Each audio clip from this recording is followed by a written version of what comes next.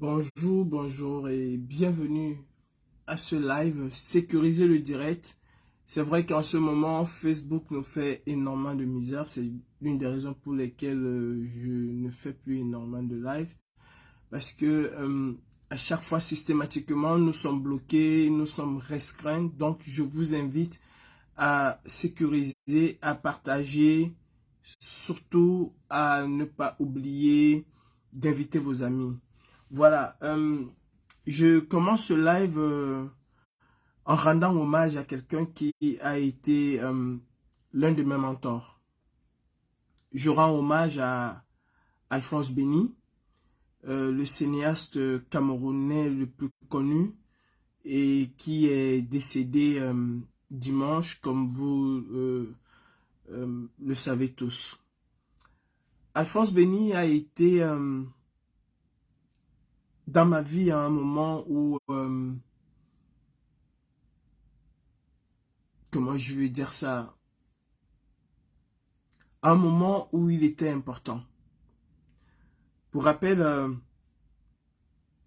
j'ai été au Cameroun l'un des plus jeunes portiers du cinéma. D'ailleurs, j'étais le plus jeune portier parce que l'âge que j'avais n'était pas compatible et la corpulence que j'avais n'était pas compatible avec le métier de portier. J'avais même pas déjà l'âge légal pour travailler et j'étais quand même portier de l'une des plus grandes salles de cinéma d'Afrique subsaharienne et du Cameroun. J'étais portier au cinéma Le Paradis et pour moi c'était un honneur. Non seulement j'étais portier au cinéma Le Paradis, beaucoup de personnes ne le savent pas. Nous qui aimions le cinéma à cette époque-là, nous avions été formés dans ce métier-là, le métier de cinéma, le jeu d'acteur. Je suis comédien, s'il faut le dire ainsi, je suis aussi scénariste. C'est quelque chose que beaucoup de personnes ne savent pas. Béni, c'est quelqu'un qui, dans le monde du cinéma, a voulu transformer le cinéma au Cameroun. Déjà par sa maison de production, Africa Film Production, l'AFP, il était l'un des meilleurs distributeurs de films au Cameroun. Souvenez-vous, à l'époque, il n'y avait qu'un seul distributeur de films au Cameroun. C'était la Comasiko qui appartenait au groupe Kadi. Quand je parle du groupe Kadi, je parle du cinéma à l'étoile, je parle de Rex, je parle de ABC, je parle de Cinécam. Bref, il y avait un seul distributeur de films au Cameroun à l'époque, c'était la Comasiko qui appartenait au groupe Kadi. Et après, Benny est venu avec l'AFP, Africa Film Production. Je rends hommage à cet homme de valeur, cet homme de cinéma, de culture. Et j'adresse toutes mes condoléances à sa famille, à Batié, à sa famille à Yaoundé, à sa famille à Douala. J'adresse mes condoléances à sa femme, Edimo Suzanne, qui aussi a joué dans son film African Fever avec Emi Kangue, Ekambi Brillant, Taboulé, Oshuro. Vraiment, nous sommes tristes de cette perte-là. Et ça fait très mal. J'appelle toutes les personnes qui ont été au cinéma Le Paradis à un moment. Platini, Tabancui, Jean-Marie, Petit Denis, Grand Denis, Ebolo Junior, Monsieur Ebolo même. Les noms m'échappent en ce moment, mais toutes les personnes qui ont été au paradis, si on peut se mettre ensemble et rendre un dernier hommage mérité à Alphonse Béni, de toutes les façons, moi, je suis partant. S'il y a un comité d'organisation pour cela, je ferai ce que je peux faire pour accompagner M. Béni vers sa dernière demeure. Ceci étant dit, je reviens au sujet principal qui me fait faire un direct aujourd'hui. Je vois ça et là des choses se passer qui aujourd'hui n'honorent pas le combat que nous menons. Il y a beaucoup de malhonnêteté. Il y a beaucoup de choses qui se passent actuellement et qui font en sorte que 2025 ou avant, nous allons encore nous retrouver à la même case de départ. Une lutte est appelée à évoluer. Une lutte est appelée à avoir des stratégies. Une lutte n'est pas stagnante. Une lutte n'est pas basée que sur un certain nombre de choses. Le boycott a été lancé par le Code et par aucune autre organisation. Le Code, et c'est Emmanuel Kenta qui a prêté sa voix au lancement du boycott.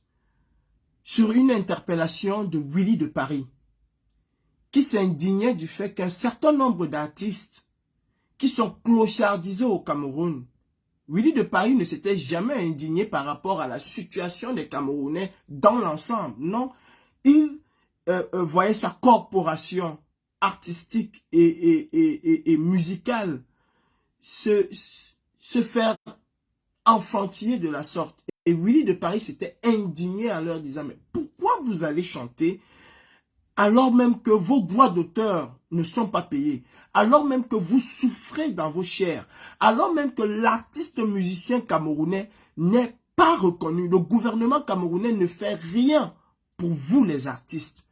Est-ce que vous êtes malade? Qu'est-ce qui ne va pas dans vos têtes? Si nous faisons comme les Congolais font, comment est-ce que vous allez réagir? C'est à la suite de cela que véritablement le boycott des artistes musiciens s'est mis sur place. Et ceux qui étaient boycottés à cette époque-là étaient connus. Il n'y a personne qui a donné des noms qui, comment je vais dire, qui venaient de, je ne sais, de Mathusalem. Non, les noms étaient connus. Tout le monde savait qui allait jouer pour la campagne, la clôture de campagne du RDPC. Et les noms étaient connus. Le boycott a été initié sur une liste bien établie. À cette époque-là, en 2018, avec ce qui s'est passé, le hold-up électoral, le boycott avait un sens. Le boycott même est la genèse. Le boycott est l'élément qui a permis à la brigade anti-Sardina de se mouvoir, de s'affirmer et surtout de montrer au peuple camerounais qu'il y a une nouvelle génération qui opte pour un changement et un changement radical. En 2017, mes frères, de la lutte, le boycott était normal. Oui, il le fallait. Et s'il faille encore revenir dans les mêmes conditions que 2017, feront encore le boycott. Pour un certain nombre de choses, et vu un certain nombre de choses aussi, beaucoup d'artistes, beaucoup, pas la majorité, et c'est très difficile d'ailleurs de faire l'unanimité, beaucoup d'artistes ont compris le bien fondé du boycott.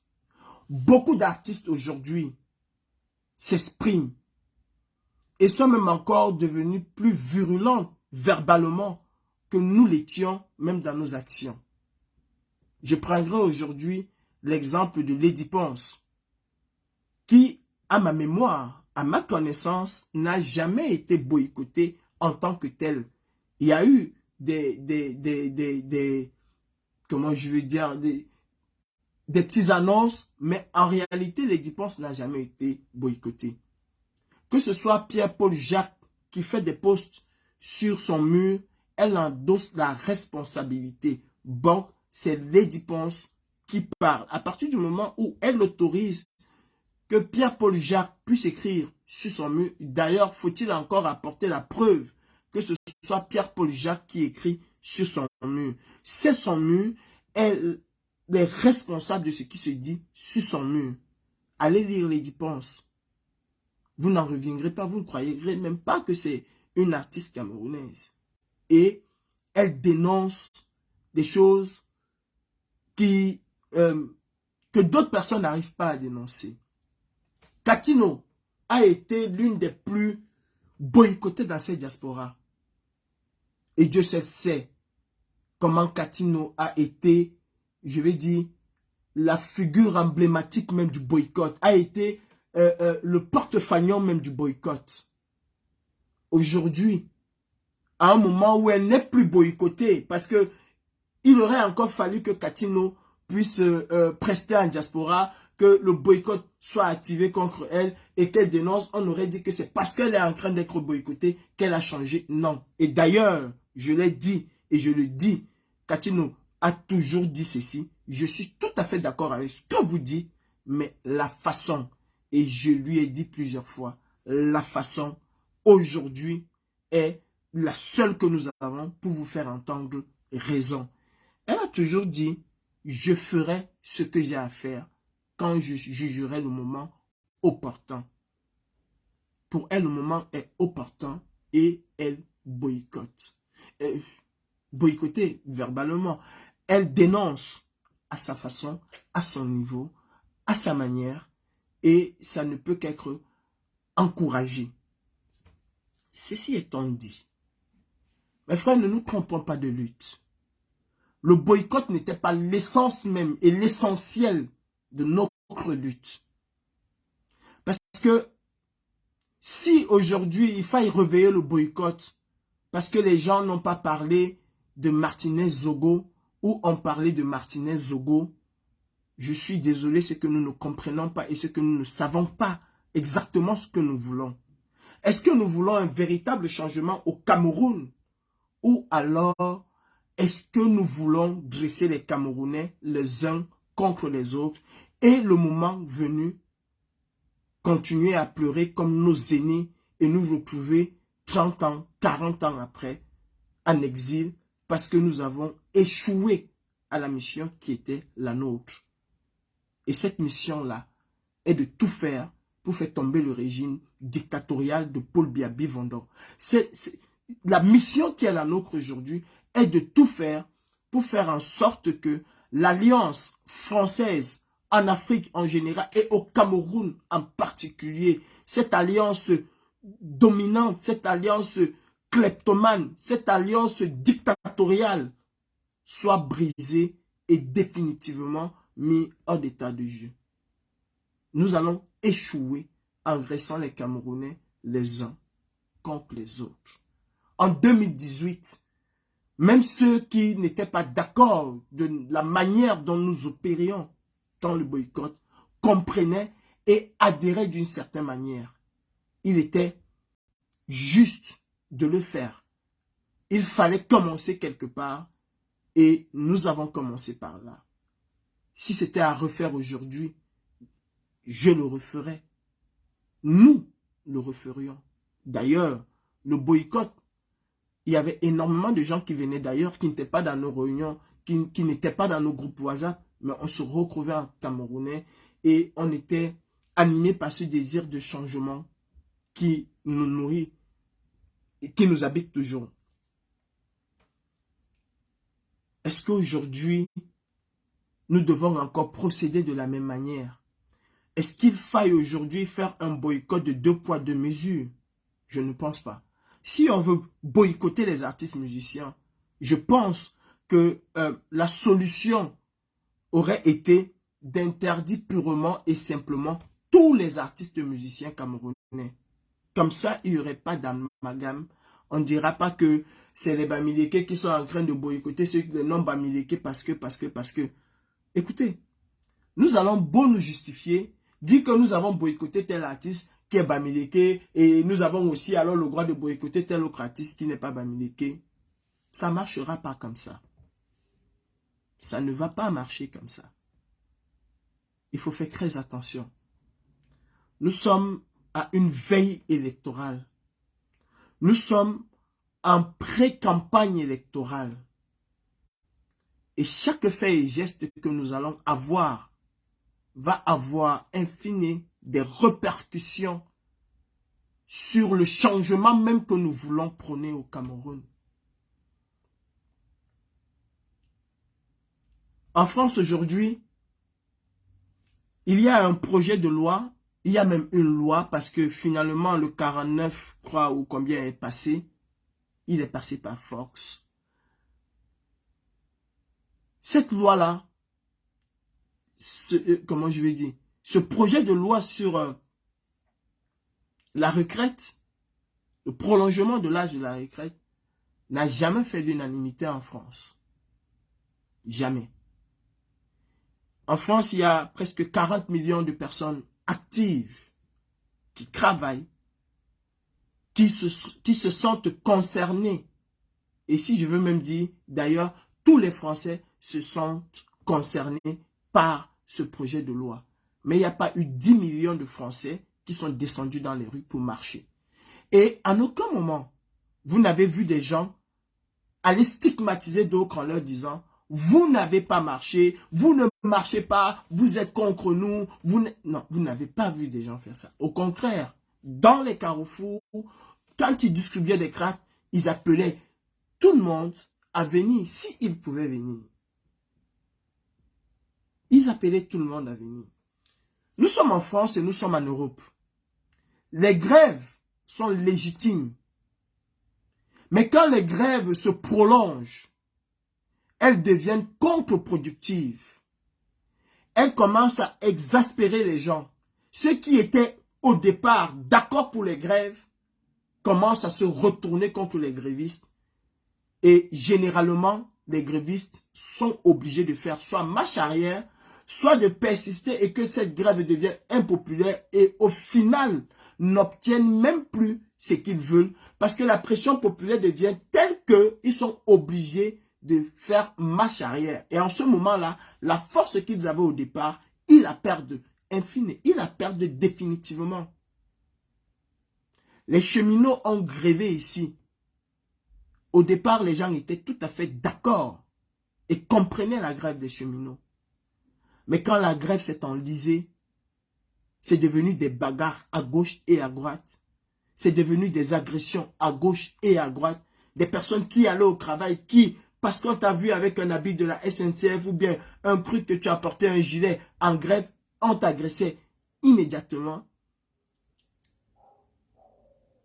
Ils ont fait machine arrière. Le boycott est une bonne chose. C'est une arme parmi les armes que nous avons. Mais le boycott n'est pas l'arme absolue.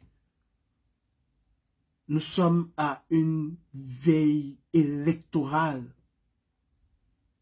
Nous sommes en campagne électorale. Et j'appelle aussi le parti politique qui laisse faire un certain nombre de choses à regarder un peu ce que le FN a eu en France. Je vais vous raconter une toute petite histoire. Le FN, c'est le Front National de Jean-Marie Le Pen. Les militants, les adhérents, les sympathisants du FN se sont illustrés dans des attaques racistes sans nul pareil. Aller même jusqu'à jeter, si vous vous rendez compte aujourd'hui, il est très difficile que la préfecture vous accepte, accepte un itinéraire qui passe sur un pont. Parce que les militants du FN sont allés jusqu'à jeter quelqu'un par-dessus bord. Et à l'époque, Jean-Marie Le Pen, ses lieutenants, d'une certaine manière, encourageaient cela. Soit ils disaient, ah, c'est pas les militants du FN, mais nous comprenons, ce sont des Français qui ne veulent plus entendre parler de l'immigration et c'est une bonne chose. D'ailleurs, nous les invitons à adhérer au FN s'ils n'ont pas de carte, nanani, nanana. Ils cautionnaient cela. Et cela a été un caillou dans la chaussure du FN. Au point où le FN, pour résister, a été obligé de changer de nom, de devenir le Rassemblement Bleu Marine, a été obligé de virer Jean-Marie Le Pen à la tête de son propre parti. Parce que beaucoup de choses ont été faites, soit avec leur accord, soit sans leur accord, mais ils ont endossé cela, ils n'ont jamais dénoncé cela, et à un moment, c'est devenu une épine pour eux. Si aujourd'hui, le Rassemblement Bleu Marine est à l'Assemblée, c'est parce que le Rassemblement Bleu Marine a décidé de se déshabiller de certains de ses habits. D'ailleurs, quand tu leur dis qu'ils étaient du FN, pour la plupart, ils te disent que ce n'est pas la même chose aujourd'hui. Ils ne veulent même plus endosser l'héritage du FN. Nous disons, et vous le plus, dites que vous adorez le MRC. Que vous êtes là pour tout faire pour que le MRC puisse arriver au pouvoir. Eh bien, sachez que vos faits et gestes, ce que vous faites aujourd'hui, d'une certaine manière, est imputé au MRC pour le moment, et qu'en période électorale, cela ferait tache d'huile sur ce parti. Regardez un peu l'histoire du Front National, du FN. Ce serait pareil. Vous desservez le MRC. Et le MRC qui dit tout le temps, non, nous ne sommes pas avec eux. Et quand ils organisent une réunion ou qu'il y a un congrès ou quelque chose qui appartient à ce parti-là, c'est vous qui êtes en première ligne, c'est vous qui êtes là-dedans. Croyez-moi, le moment venu, vous allez dire c'est la parole d'un cancre, d'un illettré, pas de souci, mais le moment venu, c'est le MRC qui va en pâtir et pas vous. Faites tout ce que vous voulez. Peut-être vous allez insulter aujourd'hui, vous allez tout dire comme vous avez souvent l'habitude de dire, mais croyez-moi, les faits sont là et les faits sont têtus. L'histoire, elle est têtue. Et généralement, on apprend des erreurs que les autres ont faites pour ne pas faire les mêmes choses. Si vous boycottez de grâce et que vous aimez le MRC, coupez tous les ponts avec le MRC. Pour ne pas rendre ce parti demain redevable de ce que vous êtes en train de faire aujourd'hui qui devient de plus en plus impopulaire. Parce que le contexte n'est plus le même. Le contexte n'est plus le même. Et il y a des choses qui doivent s'emboîter pour pouvoir faire un certain nombre de choses. Je me souviens, le 3 août 2018, avant l'élection présidentielle, Fils du planteur est là, il va m'écouter. Si je manque, il vient me démentir. Quand nous avions voulu prendre d'assaut l'ambassade du Cameroun le 3 août 2018, avec les gars qui sont venus de l'Allemagne, des militaires camerounais même qui ont déserté, qui sont venus de l'Allemagne, qui étaient tout feu tout bois à mettre l'ambassade du Cameroun au sol avant les élections, je me suis fermement opposé en leur disant: nous avons le prétexte, mais nous n'avons pas le contexte. Et c'est très très important d'avoir et le prétexte et le contexte. Parce que si nous allons faire ce que nous voulons faire à l'ambassade du Cameroun aujourd'hui, à coup sûr, nous allons tous nous retrouver en prison. Mais ils ont même failli me taper, Fils du planteur est là. Ils ont failli me taper. J'ai dit jamais de la vie. Vous ne nourrissez pas l'envie de mettre les bêtises au sol que moi. D'ailleurs, Suzanne, notre maman, la générale Suzanne, elle est là. Elle peut vous dire qu'elle m'a même toujours refusé d'aller là-bas quand on voulait nous recevoir. Parce qu'elle savait quelles étaient mes intentions. On avait le prétexte qui était l'assassinat des enfants au nord et au sud-ouest. Mais on n'avait pas de contexte. Et le jour où nous avons eu le prétexte qui a été le fait qu'on a tiré sur Maître Michel Ndoki, Célestin Djamen et les autres, et qu'on avait le contest qui était une revendication populaire au Cameroun, la justice nous a donné d'une certaine manière gain de cause. Si les deux n'étaient pas réunis, on aurait sans doute été à l'ambassade du Cameroun, on aurait fait ce qu'on devait faire et on se serait retrouvé en prison. Je parle du 3 août 2018. Parce que les gens pensent que la prise de l'ambassade intervient le 26 janvier. Non. Avant les élections, nous étions partis pour mettre le contexte préélectoral au Cameroun, nous donnait de faire un certain nombre de choses. Et c'est ce que nous avons fait en janvier et qui nous a valu d'une certaine manière une liberté. Aujourd'hui, nous avons peut-être le prétexte, la situation au Cameroun, la guerre au Nozo. Mais nous n'avons plus le contexte. Le contexte que nous avions après l'élection de 2018, nous ne l'avons plus aujourd'hui. Vous savez, Francis Ngannou n'est pas champion du monde parce qu'il compte sur ses muscles. Non. Même dans sa lutte, il y a ce qu'on appelle la stratégie. Il y a des prises que si tu les prends très tôt, ben, tu te fais casser la gueule. Si tu les prends très mal, tu te fais casser la gueule. Pourtant, tu es fort. Tu es même plus fort que ton adversaire. Mais la lutte aussi que mène Francis Ngannou, elle est stratégique. Nous n'allons pas rendre quelque chose qui était populaire au départ, impopulaire aujourd'hui. Ça ne nous sert pas.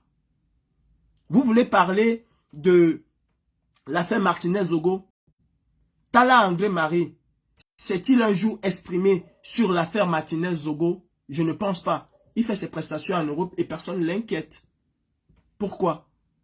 Les footballeurs camerounais, pourquoi vous allez donner le droit aux footballeurs camerounais, eux qui sont encore une autre victime, de ne pas s'exprimer sur ce qui se passe dans leur pays?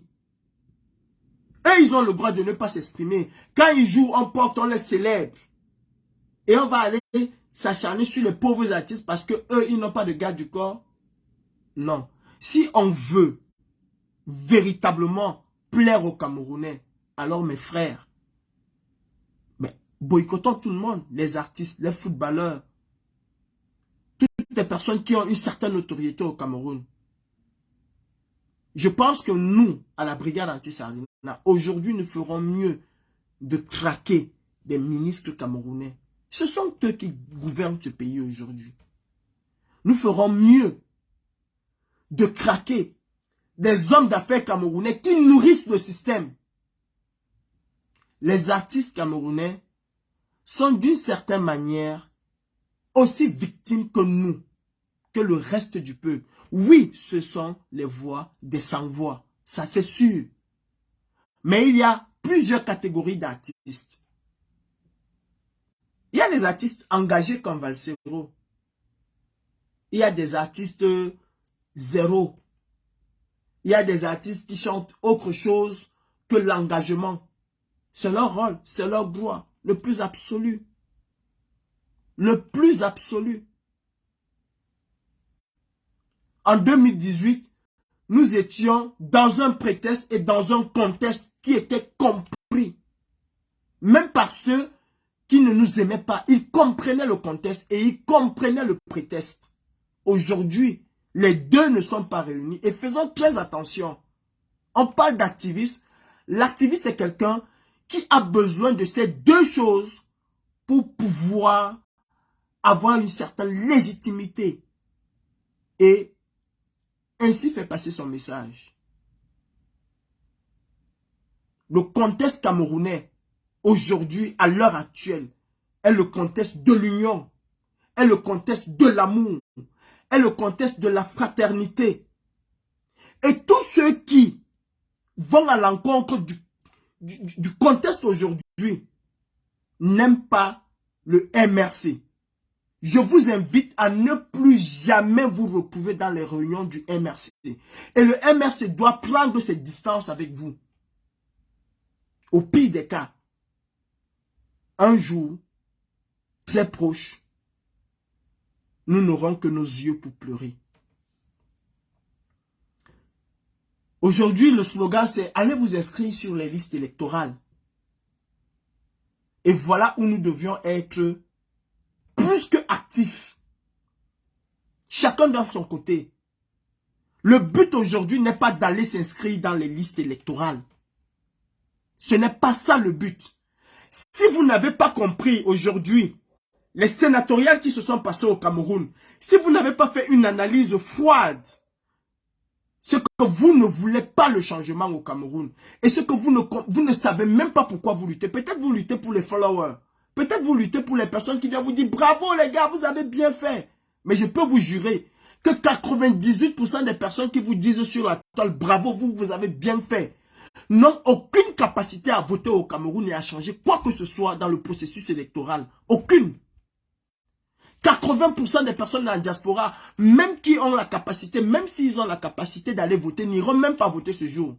Parce que quelqu'un qui habite à Marseille, je ne sais pas où, ne va pas payer son transport par amour pour le Cameroun pour venir voter. Combien de personnes ont voté aux dernières élections? Moins de 300 personnes. Moins de 300 personnes. Et le vote de la diaspora compte pour 0 dans le vote au Cameroun. Il faut qu'on se le dise.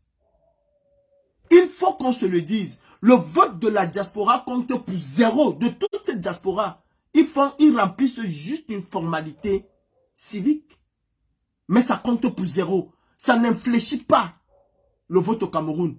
Même si l'opposition gagnait toute la diaspora, ça n'infléchit à rien le vote au Cameroun. Ayons une lecture froide des sénatoriales qui se sont passées dernièrement. Le RDPC est en train de nous démontrer par A plus B qu'ils n'ont aucune envie de laisser le pouvoir. Aucune envie. Mes frères, redevenons des activistes. Redevenons des activistes. Et laissons un temps soit peu le parti politique gérer son affaire. Il n'y aura jamais, je le dis à haute et intelligible voix, il n'y aura jamais de changement dans la paix et dans les urnes au Cameroun. Ayons l'honnêteté de le dire. Ayons la clairvoyance de le dire. Parce que si le RDPC, malgré toutes les critiques, continue à être de plus en plus obèse,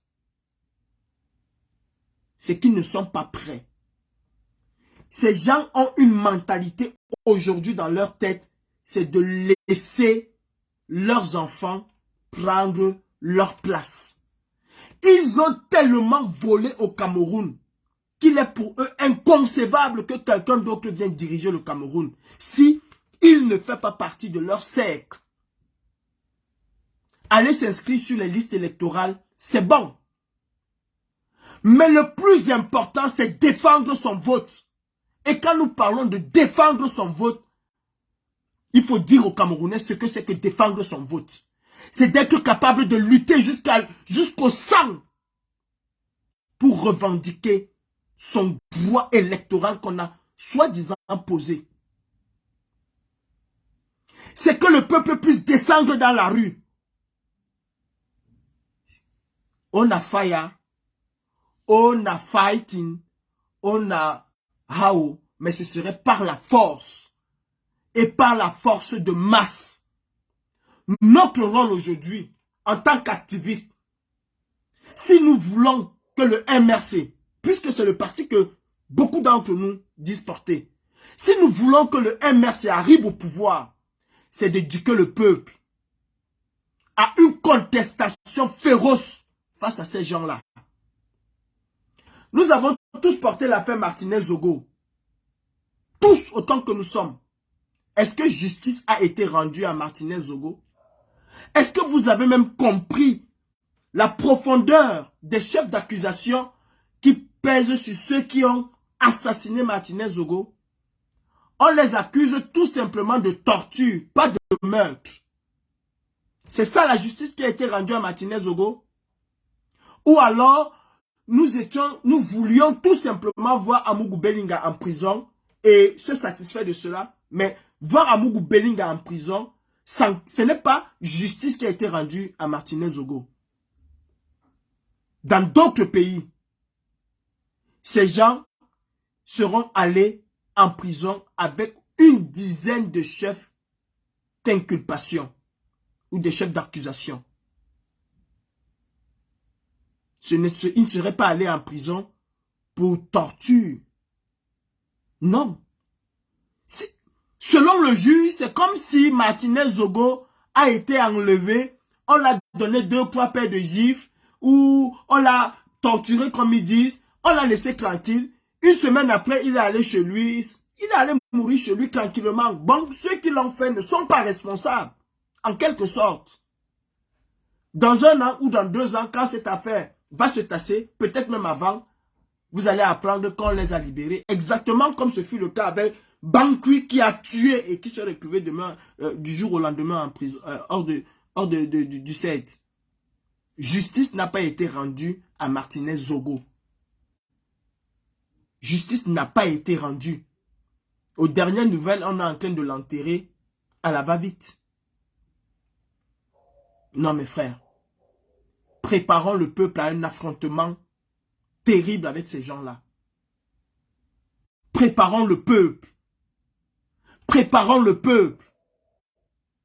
Combien de jeunes, attendez les statistiques de l'ECAM, vous allez voir que sur l'ensemble des inscrits, les jeunes ne vont même pas s'inscrire. Combien de jeunes sont allés s'inscrire? Est-ce que vous savez que ceux qui ont la capacité de voter demain, ce sont tous les vieux? Et il faut qu'on se dise quelque chose. Le Camerounais est d'abord tribal. Préfère d'abord les siens avant de voir la communauté. Au Cameroun, on vote par affinité. Il faut qu'on le sache. Ceux qui iront voter demain, ce sont nos grands-mères, ce sont nos parents, ceux qu'on a déjà complètement lavé le cerveau avec l'alcool, à qui on va donner 1000 francs, va voter telle personne, il ira voter. Ce sont eux qui vont aller voter. Et quand nous faisons un certain nombre de choses sur Internet, cela a des répercussions au Cameroun. Et on commence à attirer, à attiser la fibre tribale qui est d'abord en nous, parce qu'il faut l'accepter. Nous sommes d'abord identitaires et communautaires. Il faut l'accepter. Nous sommes d'abord identitaires et communautaires. Chacun vote en fonction de ses affinités, pas de la réalité. Ils ne connaissent pas ce que nous appelons programme politique. Le MSC aura le plus beau programme politique, la plus belle vision de construction du Cameroun. Eux, ils ne le savent pas. Ils ne connaissent pas cela. Ça ne les intéresse pas. Quand vous allez lui dire qu'on va construire les routes, on va donner 2% ou 10%, ce n'est pas dans leur tête. Ils ne sont pas, c'est pas dans leur logiciel. Mes frères du Nord, là, ceux qui bien comptent, ce n'est pas dans leur tête. Et d'ailleurs, pour la plupart, ils ne connaissent même pas lire ou écrire. Et vous allez vous rendre compte qu'à chaque élection présidentielle, le RDPC va toujours s'assurer d'avoir comment on appelle ça? C'est les cartes ou c'est quoi? Un bulletin blanc. C'est les couleurs. Quand vous êtes au Cameroun et qu'on dit aux mamans d'aller voter au père, on lui dit choisir le blanc. L'autre va dire choisir le rouge. Ou bien la maman va venir et va dire que je veux ce qui a le crabe. Je veux ce qui a ceci. C'est comme ça qu'ils votent. Ils ne connaissent même pas l'effigie des partis politiques. Ils choisissent que les couleurs. Et ce n'est pas pour rien que le RDPC a toujours pris la couleur blanche. C'est la plus facile à retenir. Si un parti va prendre une couleur orange, ça n'existe même pas parfois en patois. Ou bien c'est même très difficile en patois. Or, le blanc, c'est universel. On va lui dire, prends le blanc. On va lui dire, prends le blanc. Quand nous commençons à nous dresser déjà ici, les uns contre les autres, lors des campagnes électorales au Cameroun, qu'est-ce qu'on va dire? Les Bamileke sont en train de... Non, il faut qu'on fasse barrage aux Bamileke. Oh, tout ce que nous sommes en train de faire, croyez-moi, lors des campagnes électorales au Cameroun, cela va rejaillir. Et c'est le parti qui va endosser. On va prendre cela pour salir l'image du parti. Hormis les élections, je pense que J. Rémy on va être en live tout à l'heure. S'il est en live, dites-moi que j'arrête le live. Et moi aussi, j'ai des choses à aller faire. Lors des campagnes, je disais quoi?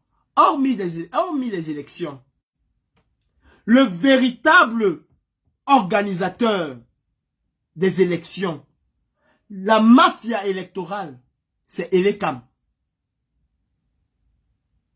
Pour changer ce que Elekam va dire, il va falloir voir l'armée cinglée en route. Il va falloir que les Camerounais se mettent en route massivement. Que les Camerounais soient des milliers dans les rues pour que Elekam puisse prendre la poudre d'escampette. Préparons les Camerounais à un affrontement. Ceux qui sont là, que c'est dans la paix et dans les urnes, vous mettez le doigt dans l'œil. Parce que le RDPC et Elekam n'entendent pas un seul instant laisser qui que ce soit au pouvoir en dehors de leur petit cercle qu'ils ont établi entre eux. Et c'est le rôle que nous devons aujourd'hui. C'est le rôle qui est le nôtre aujourd'hui. Continuons à nous bomber le torse. On a interdit telle personne. Oh, nous sommes trop forts. Oh, on a interdit tel artiste. Oh, nous sommes très forts. Nalastam bitam. Et le jeu ne fait que commencer. Et le jeu ne fait que commencer. Voilà moi un toto que je vais me faire le plaisir de bloquer. Tu ne comprends rien à la politique. Je ne suis pas politicien pour comprendre. Je ne suis pas politicien pour comprendre. Toi qui comprends tout à la politique, tu as combien de députés au Cameroun? Toi qui comprends tout à la politique, qu'est-ce que tu as fait pour libérer nos amis prisonniers qui sont là? Toi qui comprends tout à la politique.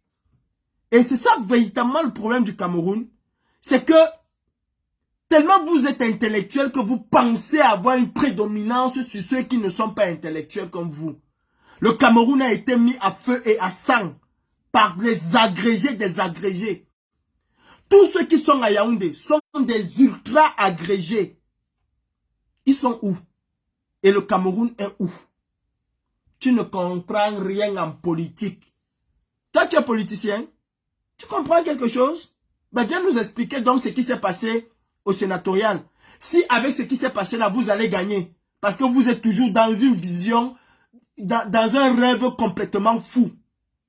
Dans un rêve utopique. Vous pensez que le pouvoir là, que le dictateur va vous donner le pouvoir comme ça, même que Monateka Onago Etam. Vous le pensez. Oh là là, purée, je suis en retard. Écoutez mes frères. J'ai dit ce que j'avais à dire. Ceux qui veulent insulter, vous n'avez qu'à aller insulter. Mais la réalité des faits va nous rattraper. Les élections au Cameroun, c'est bientôt. Et nous sommes en période préélectorale au Cameroun. Préélectorale. Et faisons très attention. Le Front National ici a payé beaucoup à cause d'un certain nombre de choses qu'il a laissé faire. Pour finir, je vais parler de J. Rémy Ngono, à qui on demande aujourd'hui d'apporter les preuves de certains de ses dires. Ou qu'on dit aujourd'hui qu'il a eu de mauvaises sources. Bon, ça veut dire qu'il a toujours eu de mauvaises sources. Si aujourd'hui il a eu une mauvaise source parce qu'il a cité une personne qui a des affinités avec X ou Y, il a des mauvaises sources. Vous avez accusé un certain nombre de personnes, y compris moi, d'un certain nombre de choses. Avez-vous un jour apporté la preuve de vos accusations? Jamais. Commencez déjà par vous-même apporter les preuves de ce que vous avez dit sur X ou sur Y, avant de demander à J. Rémy Ngonon d'apporter les preuves qu'il a. Quand il dit des choses qui vont dans votre sens, il est le grand journaliste, il est le grand ceci. Quand il dit des choses qui ne vont pas dans vos sens, il est subitement devenu, je ne sais comment vous le quitter. J. Rémy Ngonon est une valeur sûre de cette lutte. Une valeur sûre. Il est là, il aura, et il aura toujours mon soutien. La diaspora camerounaise est martyrisée au Cameroun. Toute la diaspora. Il y a une jeune Camerounaise qui est actuellement en procès parce qu'elle a acheté son véhicule, qu'elle a envoyé au Cameroun, que la femme d'un sénateur a pris ce véhicule, a volé ce véhicule. Et on veut même encore lui mettre en prison sur son véhicule. Et ce sont ces genres de personnes, ce sont ces genres de causes que nous devons déjà, nous en diaspora, dénoncer. Nous devons essayer d'être unis en diaspora pour pouvoir faire en sorte que les Camerounais puissent se comprendre. Il est important de changer de fusil d'épaule. Très important. Sinon, 2025 va produire les mêmes choses que 1992. Va produire les mêmes choses que 2018. Wait and see. Wait and see. Nous allons voir. Monsieur, je ne comprends rien à la politique. Toi, tu comprends tout à la politique. Ben, ça ne m'étonnerait pas. Ça ne m'étonnerait pas. Je te dis au revoir et à plus jamais sur mon mur. Parce que maintenant, là, c'est bye. Va comprendre ta politique ailleurs. Je vous souhaite une excellente soirée. Prenons le temps de méditer sur ce que nous voulons véritablement pour 2025 ou avant, comme on dit. Mais sachant que la clé de la réussite de 2025, ce n'est pas une inscription massive sur les listes électorales. Allez vous inscrire 10 millions, 20 millions. Sauf que Elekam connaît déjà qui est son candidat, qui est son gagnant. Et le plus important, après l'inscription sur les listes électorales, c'est de savoir comment est-ce que nous allons faire pour renverser la tendance. Pas dans les urnes, mais dans la rue. Parce que la véritable élection au Cameroun ne va se gagner que dans la rue. Et ça, il faut que nous soyons un certain nombre de personnes à le dire aux Camerounais. C'est dans la rue que nous allons gagner l'élection présidentielle. Nulle part ailleurs. C'est pas dans les urnes. Et celui qui croit que c'est un rêve, c'est son problème. Dans l'instant bitam, préparons les Camerounais à un affrontement. C'est de ça qu'il s'agit. Ayons pour une fois la capacité de dire aux Camerounais, oui, allez vous inscrire. Préparons-nous à descendre massivement dans les rues pour contester. Parce que Elekam va voler cette élection. Et il faut commencer à contester, il faut commencer à préparer le peuple. Sur ce, je vous dis bonne soirée, à bientôt dans un autre live pour édifier le peuple sur la contestation électorale. C'est de ça qu'il s'agit. Si nous ne préparons pas la contestation électorale dès maintenant et que nous attendons seulement, oh, ils sont 10 millions. Elekam a le fichier électoral entre ses mains. Il décide de combien de personnes iront au vote.